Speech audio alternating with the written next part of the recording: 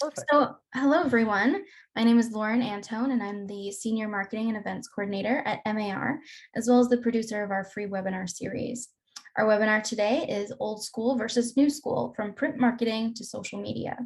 This webinar will cover the core concepts any realtor can use to increase their return, whether they're implementing old marketing methods or new technology.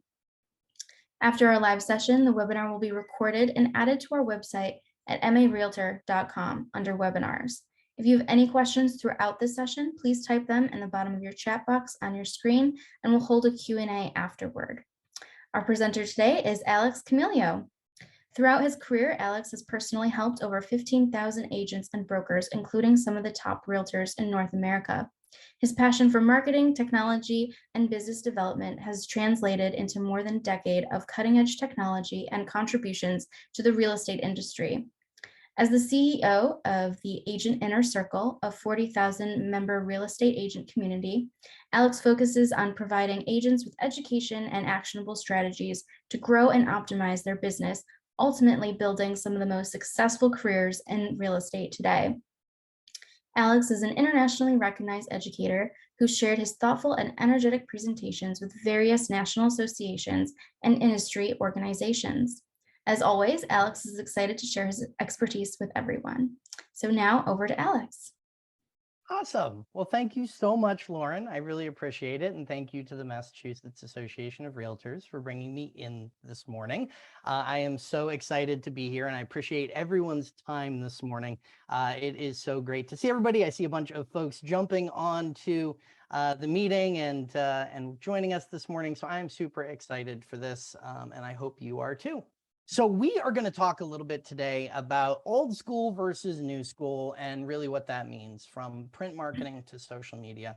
And before we get into it, I just will mention a quick bit about myself. You heard my intro. I've spoken for a bunch of associations. I don't want to go too far into this, but what I do want to say is I'm going to be speaking out at NAR this year. So I've done it in years past, but this year is going to be a really, really exciting one. Me and my friend Paula Montofer are doing a presentation on the Opportunity Report.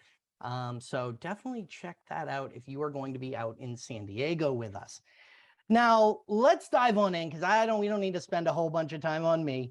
And I want to start out by talking a little bit about what is old school versus new school. What do I mean by this when I'm talking about old school versus new school tactics? And let's start with the classics. The originals. And these are the types of things that real estate agents have used forever. I mean, have used since before the internet, before digital, before cell phones, the things that have worked for real estate agents for years and years and years before the huge technology boom came around.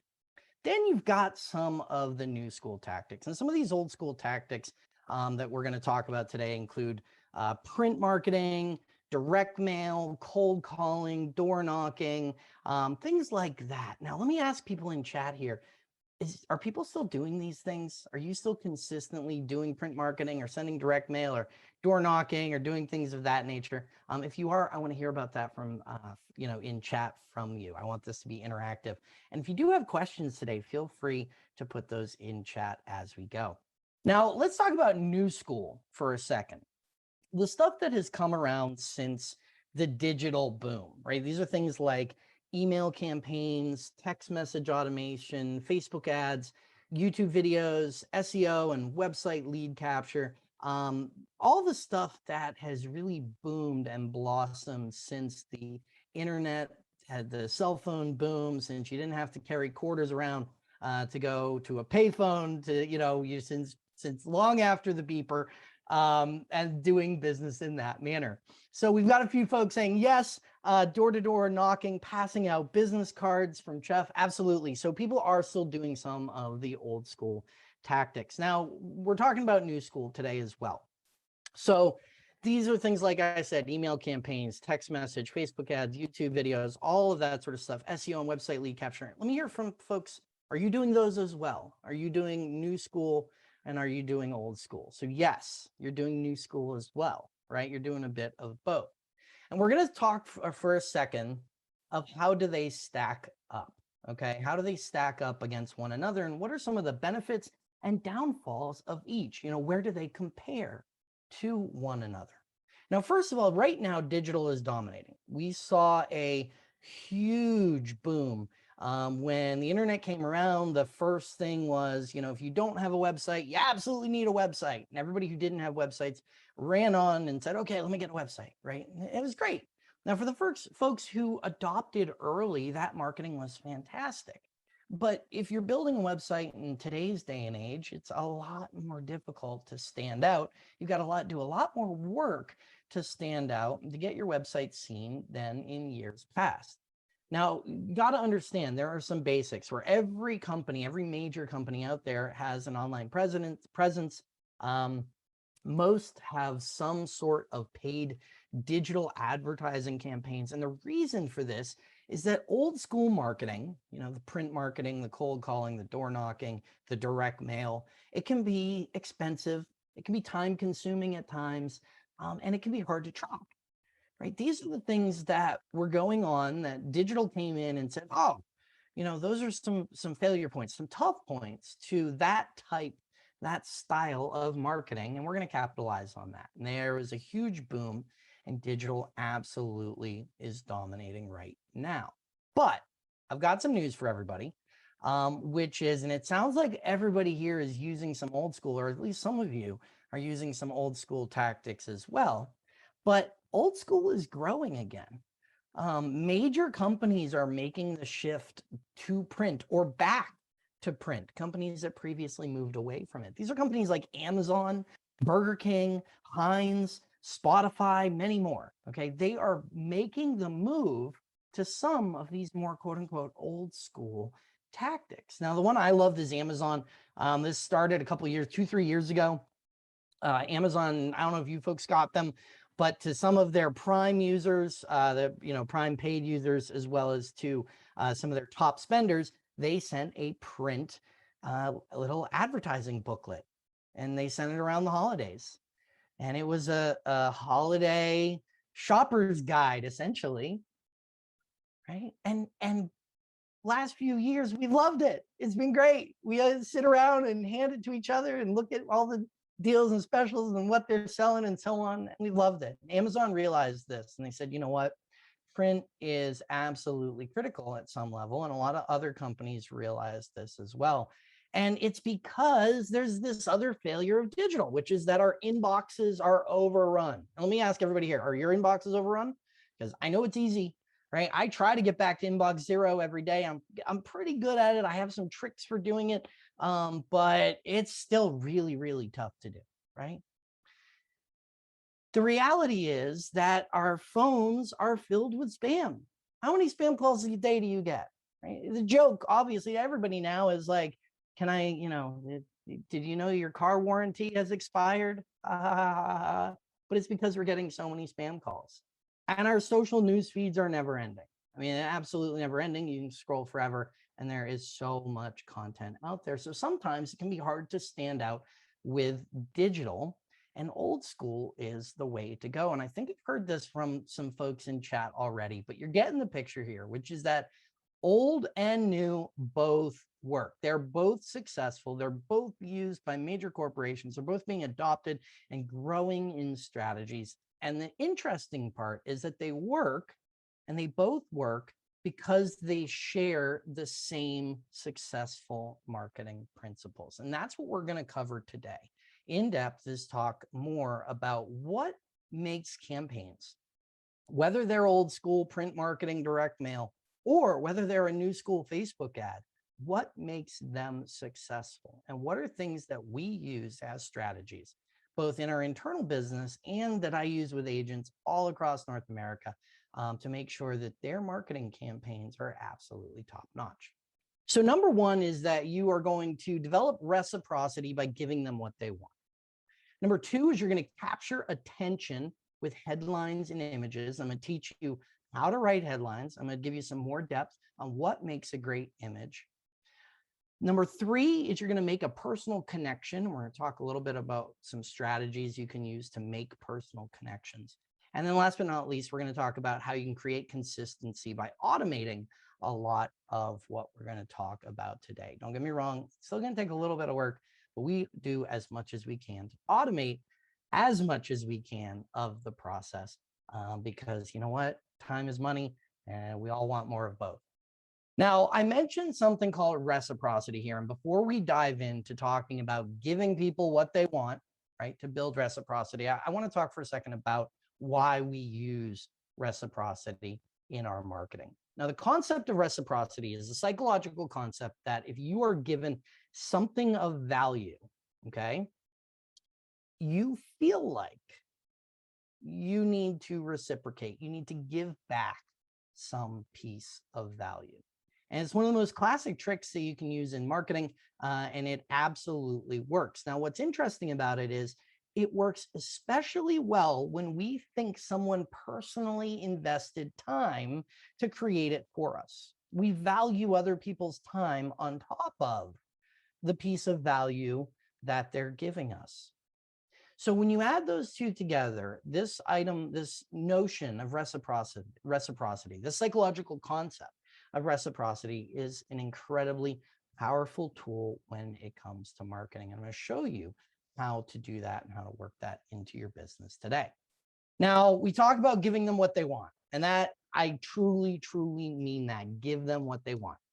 When it comes to giving people pieces of value, when it comes to creating reciprocity, when it comes to successful marketing campaigns and things that have worked over and over and over again, the reality is most of the marketing campaigns that work at their core give people something they want, some sort of piece of value that either fixes a problem or creates some sort of pleasure in that person's life.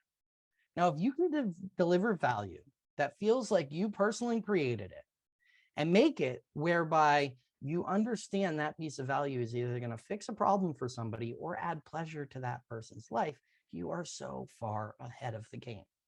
Now, we do something every year where we ask ourselves a set of questions.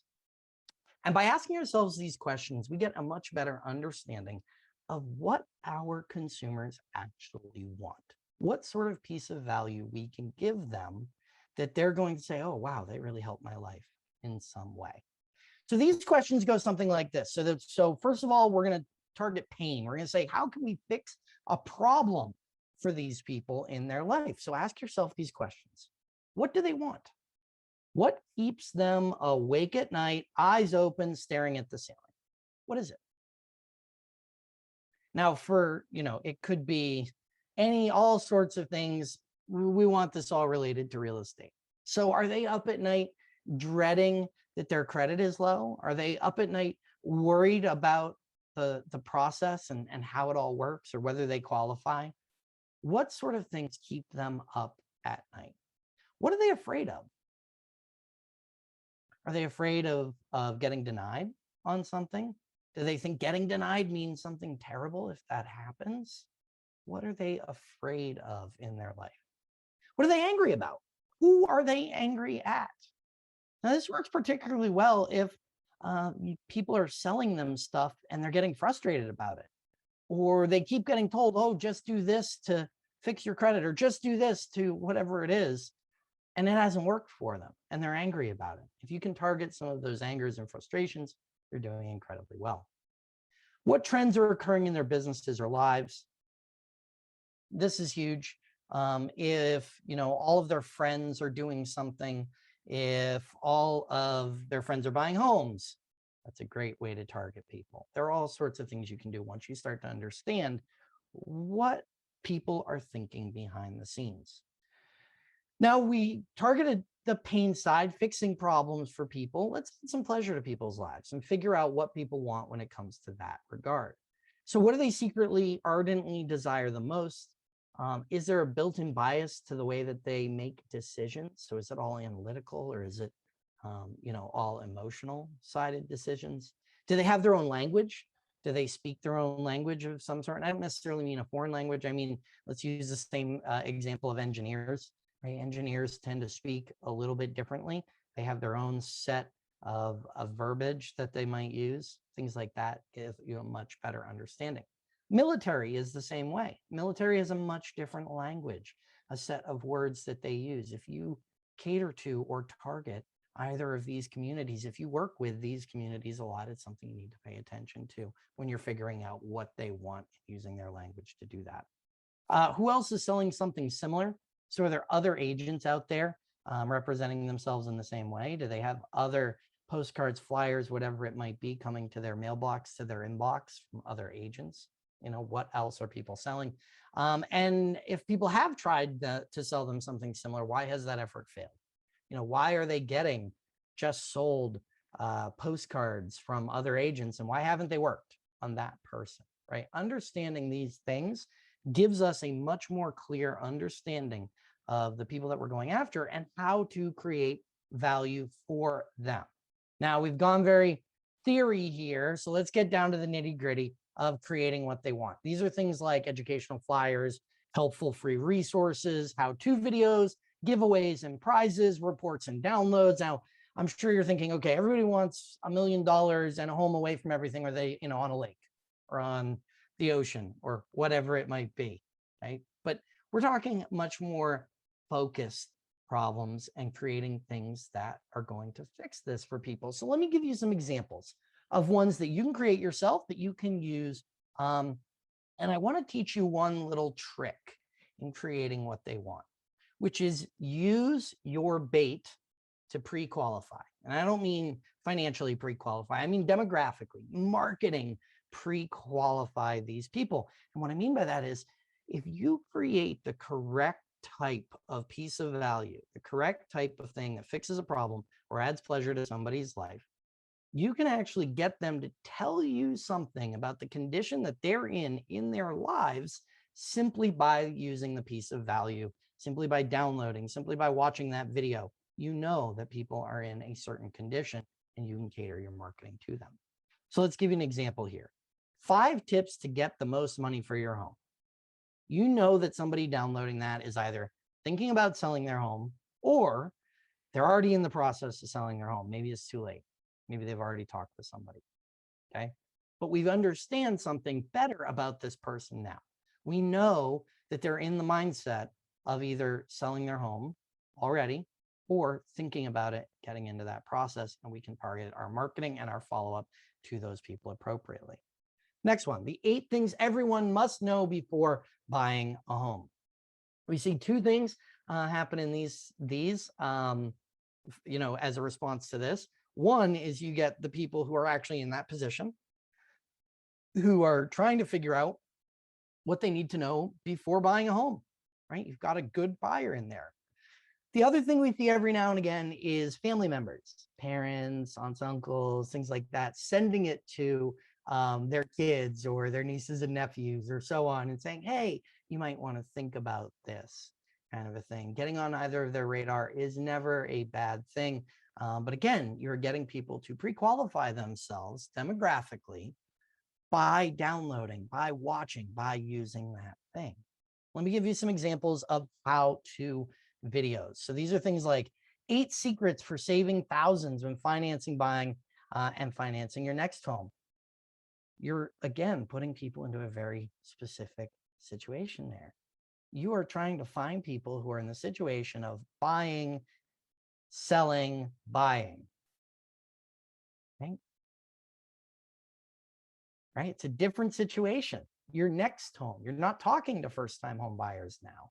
You're talking to people who are already in a home just because of the title that you're giving here and just because of the piece of value that you're going to give away. The next one we see is how to avoid 7 costly mistakes when selling your home. That's similar to the first one on page 1, or on the last example where we're talking about selling your home specifically. Somebody is going to be in that mindset when they go to download that piece of information, whether they go to watch that video from you. Now, if you're doing these things on YouTube, you're doing these things on other places, on Facebook, you might not necessarily get their names and their contact information to follow up, but you absolutely can retarget other advertising to them and do much, much more targeted advertising because you know they are in this set of people and they've told you something about themselves. The next thing you can do to give them what they want are free giveaways. And these are things like prizes and all that sort of stuff. I'm not sure if you can see it on my screen here. We actually have, we're hosting something over in the Agent Inner Circle Facebook group. We are doing prizes, giveaways, all that sort of stuff. And there's a real estate wine holder back there that we're going to be giving away as one of the prizes for pumpkin carving and costumes for this month. We're doing a Halloween party. So if anyone wants to join over to the Agent Inner Circle group, I will post the link in chat as well. But please, we'd love to have you there, and you can definitely win a prize. There are better pictures of that. But it's a great example, right? Realtors, some realtors like wine, I feel like that might be a good prize for people. Let me ask, is anybody in chat here wine holder? Yes, no? It is a realtor, a little sold sign, right? So what we're talking about though is finding prizes. Jeff says, yes, absolutely, right? So the trick is finding prizes based on your targeted demographic. So understanding your costs going into it and having a realistic time expectations are really key.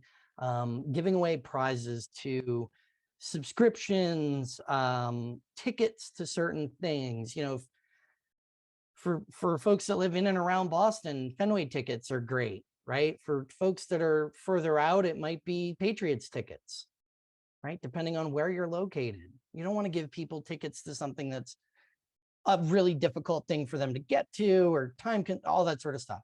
Easy, simple stuff. Stuff that's in your community, in your backyard. Maybe it's tickets to a play, a local community play. There's all sorts of ways that you can support local groups and do giveaways as well. That's actually a local artist. I bought that down in Stowe in Vermont.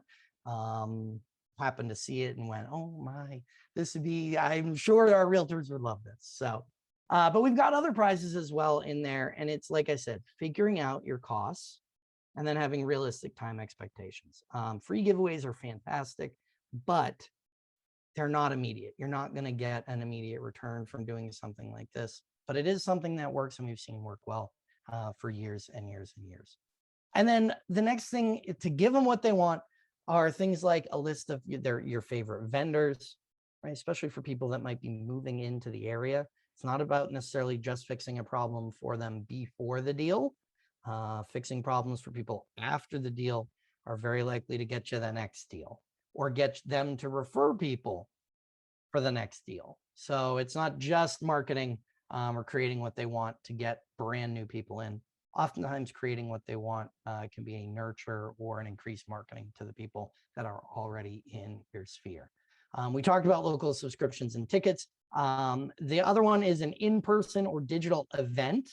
So the other thing is, if you want to host your own Halloween party or Halloween event, there are a number of real estate agents who are in our community who are hosting their own, doing giveaways for their own community. And this is the second year now that they're doing it. We, on the Agent Inner Circle blog, it's by the way, totally free. Don't even have to give us your email address to use it. If you head over to agentinnercircle.com, everything is absolutely free over there. We have a blog there that I did that talks about creating your own in-person events or creating your own digital events. Last year, agents used this with a ton of success. Agents even started promoting these digital events on Facebook Marketplace, on Craigslist, and turned it into lead gen, not just for their small little community, but like actually did some serious lead gen with it. Now is year two. It's pretty cool to see these agents using something like this, an event that they've created, digital event, come up with some prizes.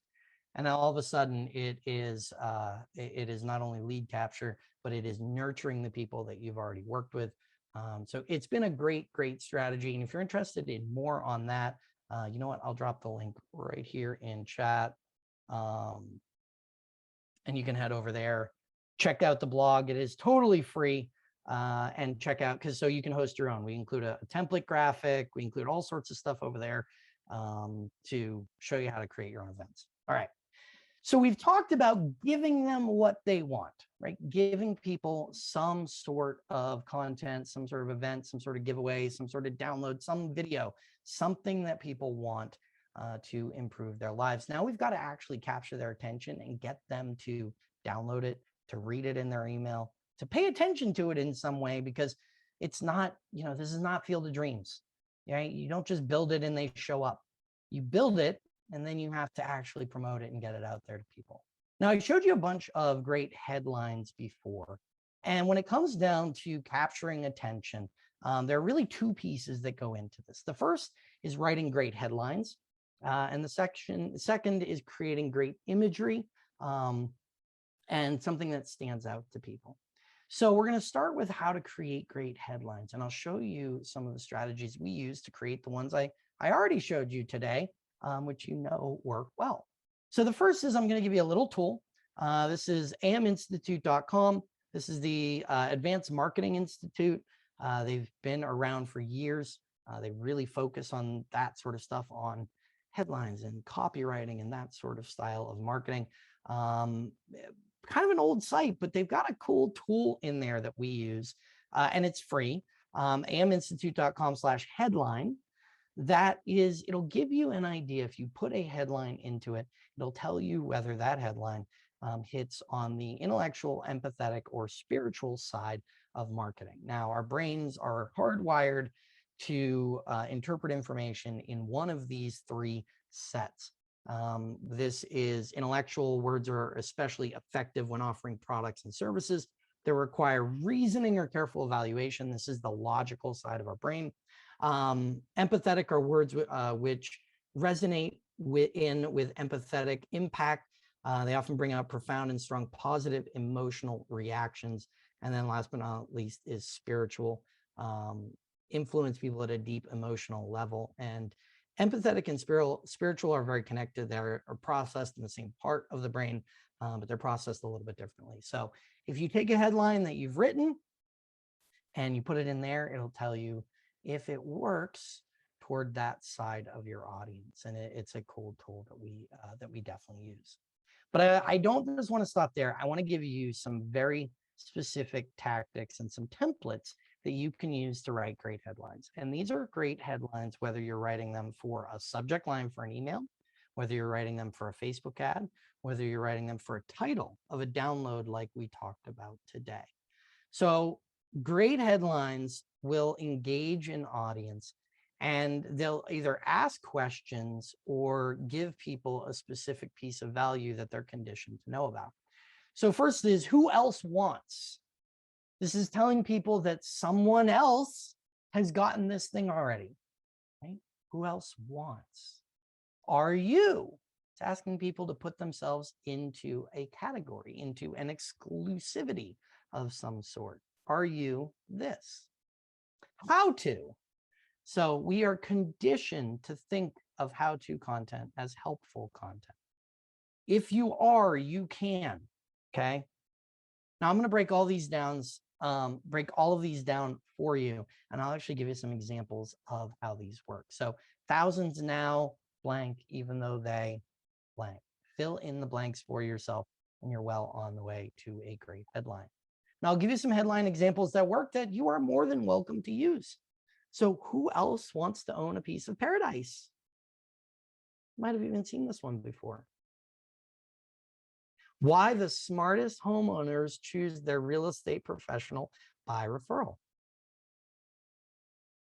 Why most home value estimates are bogus, and how to learn the true value of your home. How to sell your home for top dollar, even without a real estate agent. Guess who just moved into the neighborhood? Keeping people curious. These are proven headline examples that work. And like I said, they work across all sorts of different types of media. So you can absolutely use any of these and use this as a model to create headlines for anything that you're doing in your business, whether you're creating that valuable piece of content that people will want, or you're writing this for an email subject line or a Facebook ad. These are proven psychological triggers that work when it comes to writing headlines. Now we've got a good understanding of writing headlines. Let's dive into creating great images. And I can't get into all the details today, but that being said, my friend Craig Grant and I have done a whole workshop series in the Agent Inner Circle group. I'm going to post that. Great question. So I would be happy to provide a PDF of the slides after this. if we want to send it out to registered folks. Lauren, is that okay? Would you be up for that? Absolutely. Awesome. All right. So yes, the answer is yes. Happy to provide them. And I'm going to put a link into our group as well. And the reason I say this is my friend Craig Grant and myself have done workshops in our Facebook group that talk about how to use Canva, how to use it to create thumbnail images, how to use it to create ads, how to use it to create all sorts of imagery. We even have a workshop that talks specifically about creating great imagery. And I can't get into all the details on how to create great imagery today, but I at least want to give you the basics of what works across all sorts of different platforms. Now I'm going to put the link into the group there. So that is in chat for everybody. But let's talk for a second about what makes some great imagery here. So you need to make a statement, a big, bold statement. And I see this happen all the time. People will create ads or create content, create images where the writing and text is this tiny little, if you hold it back, all of a sudden you can't read it and it's gone. You need to make a statement. You need this thing to stand out from 10,000. You want satellites to see what you're doing when you're making a statement there, because understated does not really work in marketing. Every now and again, if you are a master and you know what you're doing, you can pull that off. But the rule of thumb is you absolutely need to make a statement. The next thing is what we call the rule of thirds. Now you'll notice on this first image here, we set it up where people don't like images centered. They don't like the focal point or the focus of your eyes to be dead centered inside of something. We tend to like what are called the rule of thirds, which is, and I'll just put my mouse over here. You notice that the text is mostly on this third of the screen. You notice that the focal point of this image is in the right third of this screen. And we've made a big old statement. So the rule of thirds is really, really critical when it comes to any sort of imagery that you're putting into your marketing. Pay attention to that when it comes to how you set up your branding. And again, we have a whole workshop totally for free that walks people through this. So if you want to head on over to the group, you can check out any of our past events. The events in there all have videos right in them. You can watch any of them and check those out. So we'd love to see you over there. Now, the next is you need some sort of catchy titles and you want to be real. This is a friend of mine, Carissa, out in Rochester, New York. And we kind of joke about this one, but it's, calling attention to being able to work with people in any weather, right? That no matter what, she's going to be out there in any sort of weather. And that makes perfect sense for Rochester. It really stands out. You need to be consistent in your graphics. And the reason I mention this is if you look between Carissa and then the Just Sold, this is the same theme, the same color set, right, between those two. So we want to be consistent in our marketing and have that brand that we've created and stay consistent to that brand. Again, we cover that in all sorts of videos over there. And then you need to follow or want to follow the trends. So trends right now, when it comes to marketing, tend to be faces and products, especially on YouTube and on Facebook. They love imagery of your face. So, selfies with the thing you're trying to capture tend to be a little better than just capturing the image. Putting your face on stuff tends to do better than without. And then making it really stand out so the product really shows is really, really key. And this is one where I show you a template here that you can use. This is one that's in Canva, but I just messed around, threw in some stock images and a face. But it's very, very easy to adapt for yourself. And Canva is a great, great tool for doing that. So that is sort of the concepts for creating great images. And like I said, I cannot get into all of the details of imagery today. People go to college for graphic design and go to design school. So I cannot cover that in one day. But if you are creating your assets, you are creating your imagery, you want to make sure that you're paying attention to at least these core items, because these are the items that really stand out, and make sure any marketing out there and marketing imagery is what it should be.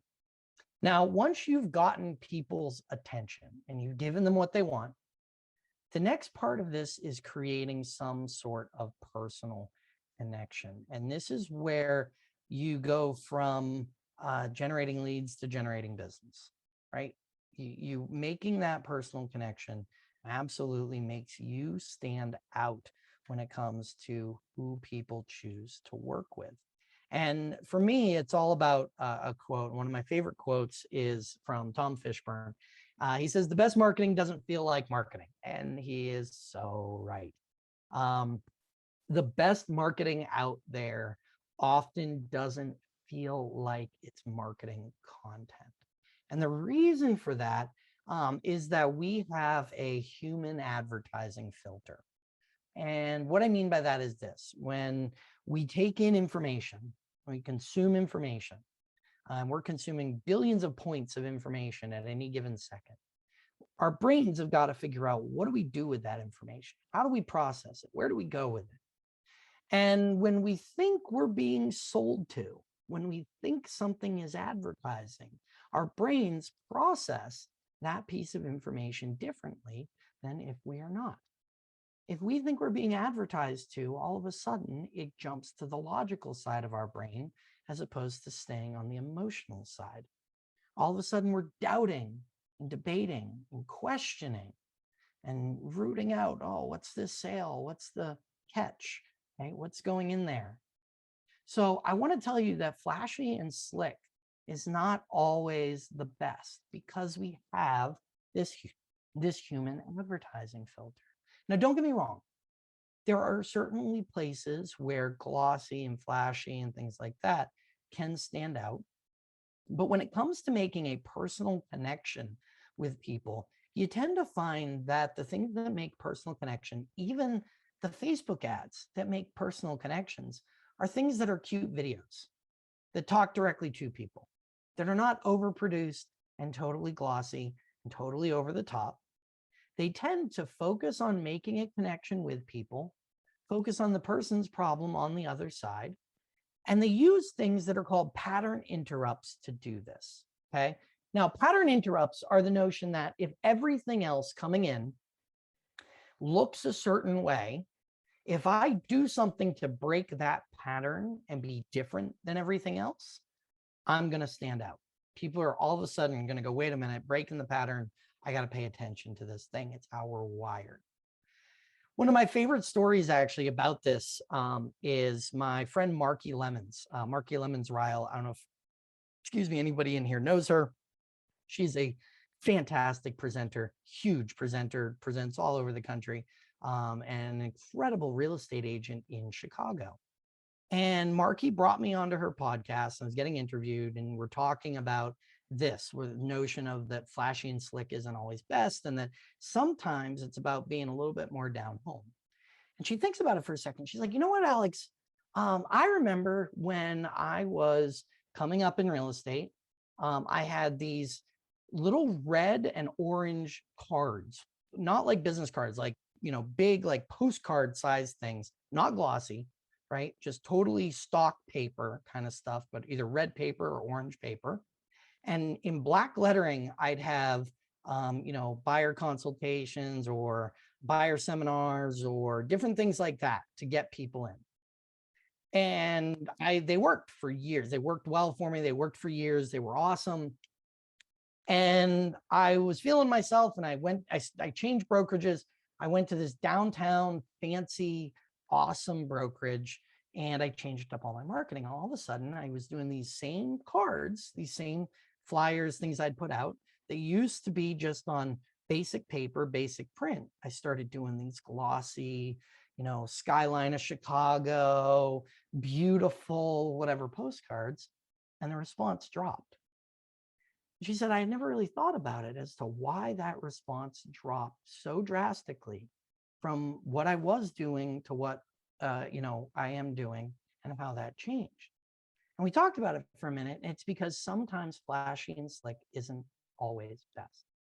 If we think something is flashy and slick, if we think we're being advertised to, we're going to move on from it. And the best example I can give you of this is in your own life.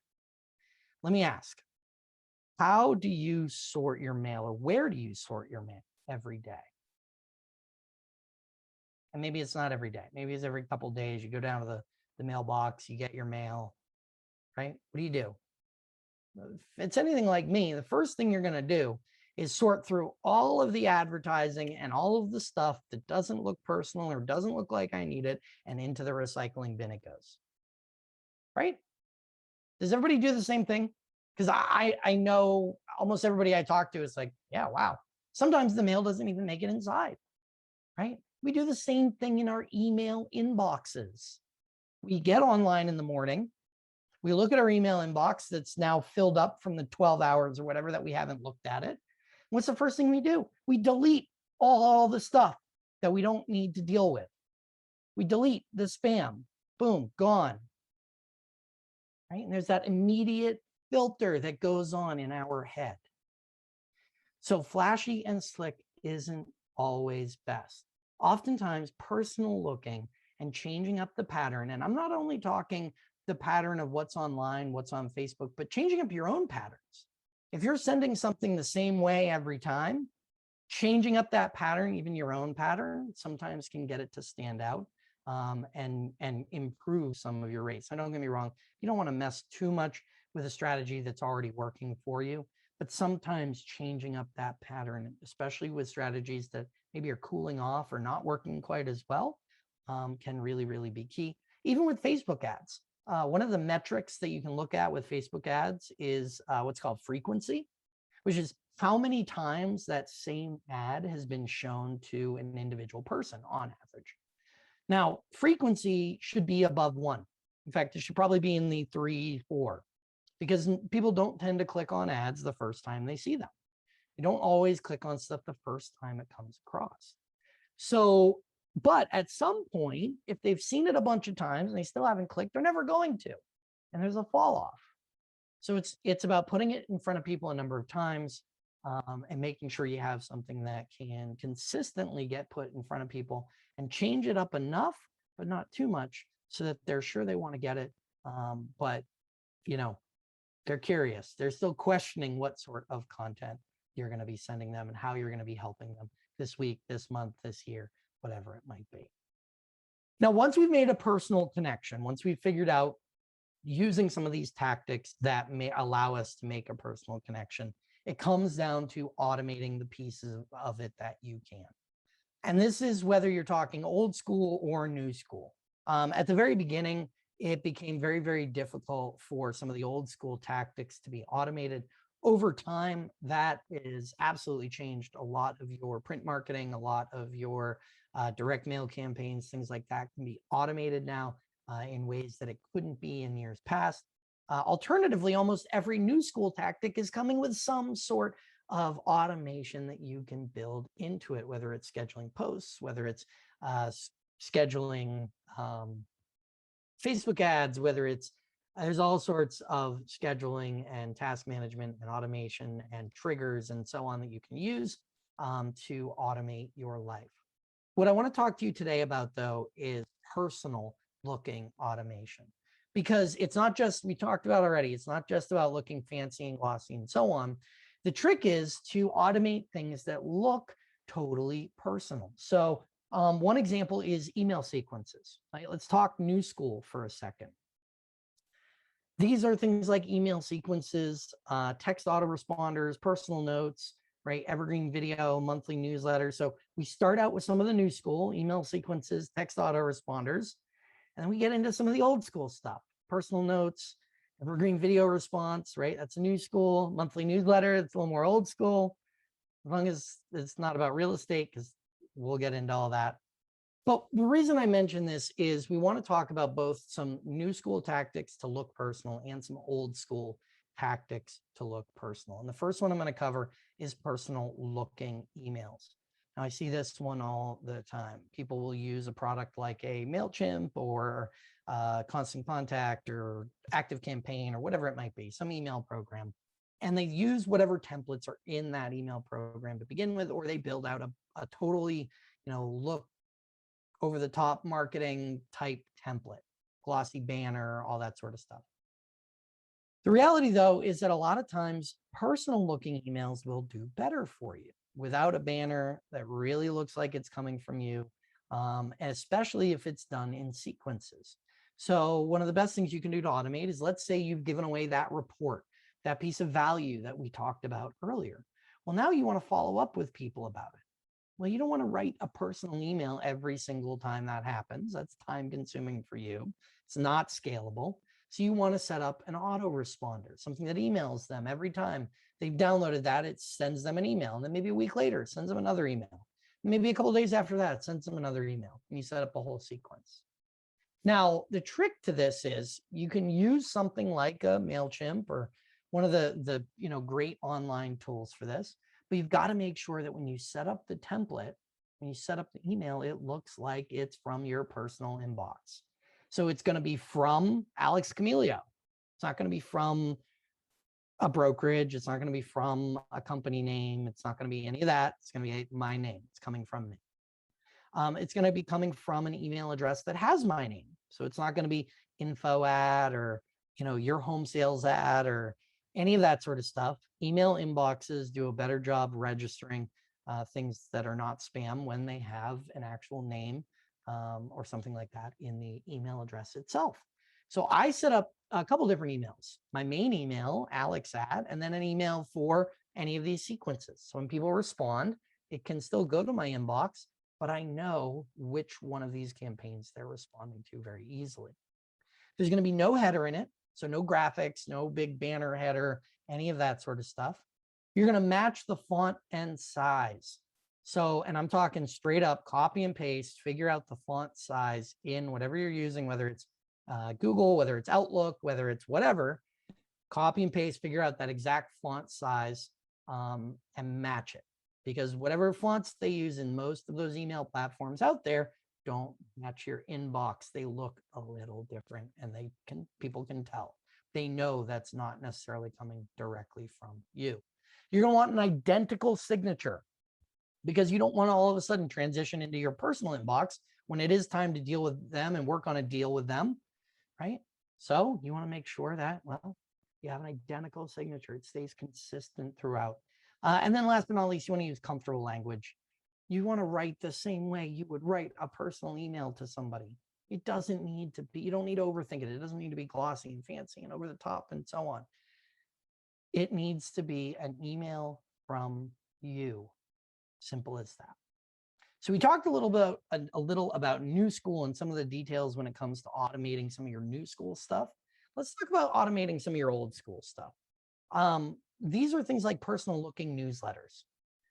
They work so well. It's amazing how well a newsletter can work if it's done correctly.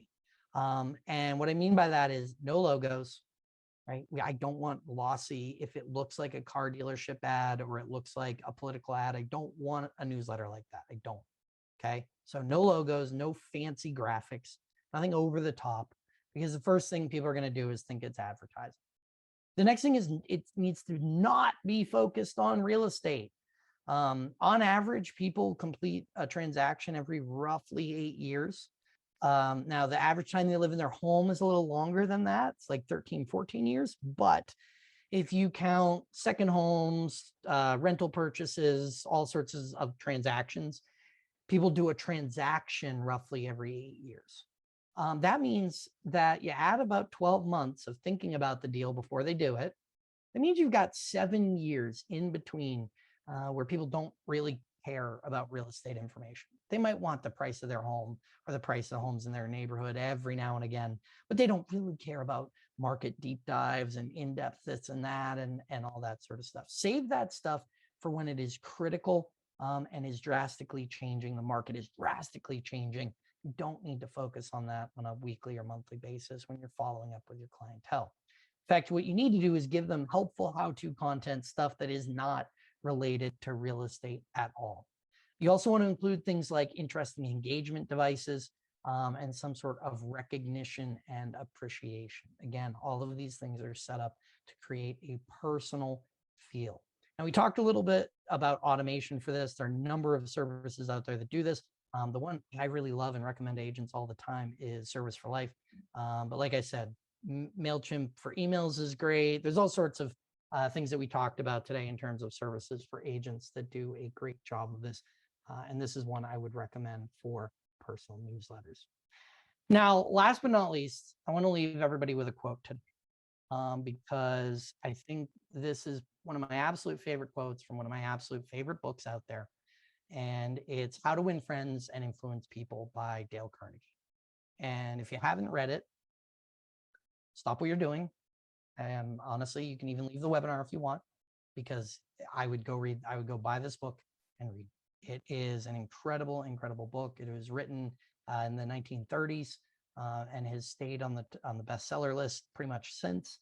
So, but Dale Carnegie makes a comment. And he says, you can make more friends in 2 months by becoming interested in other people than you can in 2 years by trying to get other people interested in you. And when it comes to a marketing campaign, and a successful marketing campaign, this is the best piece of advice, whether it's old school or whether it's new school, that I could ever give you, is that if you take the time to really focus your marketing on other people, view your marketing through the lens of other people, you will do so much better everything that you do, whether it is new school or old school.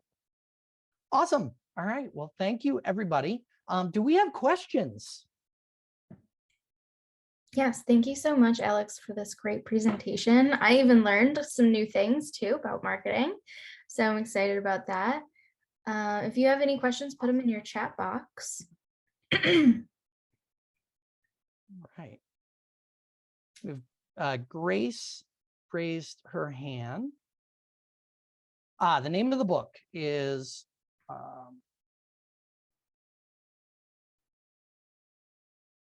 put that in chat. It's How to Win Friends and Influence People by Dale Carnegie. As I said, it was written in the 30s. It is like up there with various versions of the Bible as some of the best-selling books of all time. I mean, like, no joke, like best-selling books ever throughout history. It's incredible in the number of copies it's sold over time. And it's the one thing I'll keep note is, so that the title is How to Win Friends and Influence People. And most people, when they think about this book, focus on the influence people part. The trick is the how to win friends, meaning to win something, you've got to do work at it. You've got to put time, effort, strategy, so on into winning, just like you would in anything, in any piece of work, in any piece of any sport, anything you're doing in your life. To win at that thing, you've got to put effort into it. And winning friends is no different. You've got to actively put effort in to win friends, to make them your friend. Friends don't just happen. They're not just like organic. They don't just sort of fall into it. The concept is that you really need to put time and effort into making friends and winning friends, winning their trust, winning their confidence, winning their all of that sort of stuff, and the things that you can do in your own life to do that. It's an incredibly practical book. The examples in it are incredible. If you can find the first edition, like a reprint of the first edition or whatever, I love the older examples because they've done some rewrites where they've like updated the examples. I don't think they're quite as good with the updates, but they're great. Both versions of the book are fantastic. But if you can find one of the reprint of the first editions, I would suggest going with that. If you had to narrow it down, what would be the best marketing tool if you had to only pick one? Ooh, interesting. All right, so I'm gonna go two things. So I'm gonna give you a free option and a paid option. So best marketing tool out there, free, I would say, is to pick one of the social media platforms, not all of them, but pick one of them and do some organic content there. Create an event, actually have a presence there, those sorts of things. That's what I would say for free, is to pick one. For the most part, picked Facebook as ours. Our demographic tends to be there, things like that. but we're looking to expand to some others as well. We do stuff across the board, but Facebook tends to be a focus. So that would be the free one. Is I would recommend picking one of the social media platforms and going after that hard. And then the next one I would recommend, if you're looking for a paid thing, is a platform called Service for Life. It's a ongoing newsletter service, has all sorts of report downloads that are created for you, sales letters that are created for you. It's essentially folks who are direct response masters, have been for 20 years, have written all sorts of content, and it's a huge bank of content that you can use in your own marketing. So if you're looking for something that's paid, that would be my recommendation. Another question from Jeff. How do we advertise to apartment buildings? Absolutely. It's a great question. So, so there's a couple different things you can do with that. So if you're using the Postal Service's Every Door direct mail service, you can target like specific communities and specific even buildings in some communities, depending on how they structure who delivers what mail where, kind of thing. So Every Door direct mail can be successful when it comes to that. The other trick that I've seen agents use is not necessarily targeting the building, but targeting all of the local like things around the building, all the different businesses around the building. So if there's a barber shop, right, get your flyer, put in the barber shop, put your business card up on the tack board in the barber shop, right? Target some of your advertisements and your things like that. If there's a corner store that's next to that apartment building, everybody, I don't care who you are in and out of that corner store at least once a week.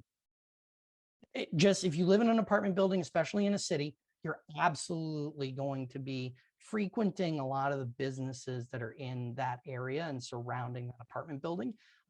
And those are the places that are really, really successful to go after, to partner with them, create a preferred vendors list, right? For that apartment building. Go to all the vendors in the community and say, hey, can I put you in my preferred vendors list? In fact, we've even seen it where agents get the vendors to sponsor part of it, because it's then advertising that the agent is doing to all these people in the apartment buildings. And you can really work that whole system really, really well. I hope that answered your question. Grace would like to know if you think investing in a market growth, she wants to invest in a market growth campaign with her website designer. She wants to know if that's a good strategy for her with a new real estate agency. Okay. How do I answer this? So to give everybody some background, before we acquired Agent Inner Circle, I built from, literally from the ground up, bootstrap a web development company for real estate agents. I eventually sold that business to Lone Wolf. So I've been in the website development game for a very, very, very long time. I know all the ins and outs and all that sort of stuff. Websites can be very, very beneficial if you are willing to put the time and effort in, but they are absolutely the long play. They are not the short play. And the other big piece that I think people need to understand about websites is you need to consistently create content for your website for it to be successful. There are really, what I see is two different types of websites in real estate. There's the one side of the website business, which is, this is your digital business card. Every agent needs some sort of digital business card online. People are going to go look you up before doing business with you. They're going to Google you. It's going to happen. You need some sort of website out there. Now, when it comes to generating business through things like search engine optimization and standing out in your community, what you've got to understand is there are SEO, particularly Google, ranks things like how long your website has been online, how many people go to your website. Those are all like metrics they use to figure out whether you should show up on the first page or not. And that's stuff you're never going to be able to control. If you just jump into a website today, you're never going to be able to control, unless you go buy a domain that's 20 years old that has had real estate information on it for 20 years. you're not going to necessarily stand out for that tomorrow. Now, if you could start consistently creating content about your community, if you start consistently creating YouTube videos, I mean, that's the other thing. Google is now prioritizing websites that have video content. No joke. Link people who actually embed YouTube videos and embed video content in their websites are doing better when it comes to SEO. So soon the game is not just going to be about how good your website and the tags and so on behind the scenes are. It's whether you can keep up a video game, right? Like you can keep up creating videos consistently and so on to put on your website to be able to show up. Because if you don't, that competition is going to be there. I think it's one of those things where for years people thought they could create a website, put some stuff online and just let it go. And they wouldn't have to worry about it. It's really not the case anymore. It's really a case now where you've got to actively update your website on a weekly basis, consistently put out content, all of that sort of stuff. If you're in for that, if that's something that sounds exciting to you, like if blogging sounds exciting to you and you want to do it, go for it. Like it can be incredible. Like I do it, right? It can be incredible if you do it well, but you've got to know that it is a serious time commitment to do something like that. It's not something that's easily outsourced in terms of that. So my recommendation is to pick one of the two. Either, hey, this is just going to be a resume website, some basic imagery, what communities I serve, maybe an MLS search if you need it. You don't really need it, but if you want it, you can have it, kind of a thing. Either go with that or say, yeah, I'm going to put in a real serious either time or money investment into doing this and having people create ongoing content for years to come. Those are the two ways you're going to be successful with that. Catherine would like to know if calendars, tie charts, and pens with her logo and name on it, if they're worth spending money on and mailing out to neighborhoods.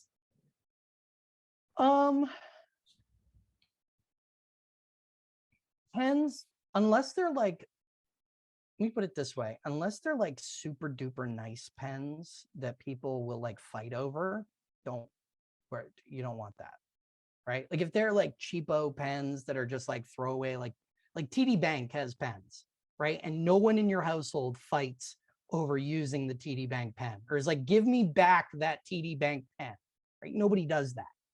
If they're nice enough where people in your household will be like, no, you're not stealing my whatever realtor name pen, then go for it. Because you're actively, because people will call you and say, I want more. Can I get more of those pens? But something that's not going to do that, that's the TD Bank model, it's not going to make a difference. On the other hand, calendars and tide charts, people will put those up on their refrigerator. Those are things where people will actually call you and say, hey, what happened? You didn't put that out this year, or you didn't, follow up with that this year.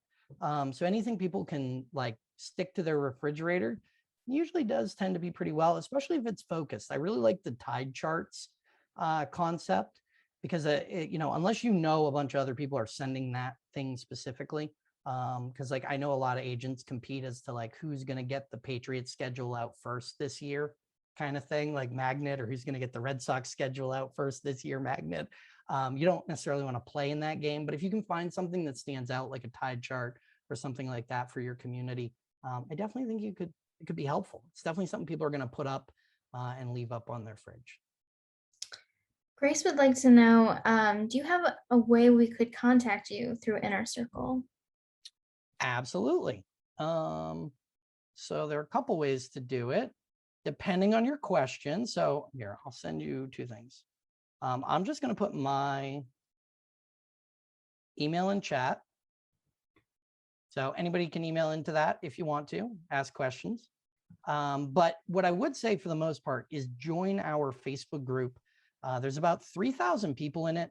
But there's like almost all of the NAR leadership is in this group. Like you'd be amazed some of the names that are in this group, some of the top speakers, some of the top, and it really is just a community where we are so focused on trying to help one another. So if you have questions, request to join the group, we'll approve it. It's totally free to join and all that sort of stuff. And if you have questions, ask them there, because we love getting questions in the group, because usually if you have that question, somebody else does. We'll end with one more question from Jeff. How long ago did your friend utilize the red and orange stock cards, and what platform did they utilize or to send them out? Absolutely. So I don't know what platform Marky used to do that. I know you can do a lot of it in Canva these days when it comes to sending postcards, and flyers and things like that are really, really great. If depending on your answers to your questions at the beginning as to who you're really targeting as your buyers, as your sellers, as things like that, it really depends. If you're looking at targeting apartment buildings and you're looking at it targeting first-time home buyers, you might not want something that's flashy and glossy and over the top. People immediately think, oh God, they're going to be expensive to work with, and they're not really me, and they're not really. So yeah, if you're looking to do, like we talked about that strategy before, if you're going after apartment buildings, you're putting stuff up in, all the different community restaurants or barbershops or whatever it is in the area. Yeah, go into them and say, hey, can I put this little flyer up for a free buyer consultation, or put a flyer up that you're hosting a first time buyer seminar in the area, or a webinar, or whatever it might be. It can definitely be successful. I've seen agents have a lot of success with it, and you'd be amazed. The guerrilla style down home marketing, it is incredible what you can do with it. Awesome. Well, just so everyone knows as well, Alex is going to be at the NAR conference this November. So if you're going there, you might be able to see him. As a reminder to everyone, this webinar has been recorded and it'll be available to view in the next few days on our website at marealtor.com. You'll find it under our webinars page in the green archive section, and you can find any upcoming webinars on that page as well. Before you close your screen today, you will also see a survey. If you'd like to fill that out, we appreciate your feedback. Thank you so much, Alex, for everything, Thank for you. your great presentation. And thank you for everyone for joining today. Hope to see you next time. Awesome. Thank you, everybody. Look forward to seeing you at NAR. Colleen, yeah, great to see you. Thank you so much, everybody.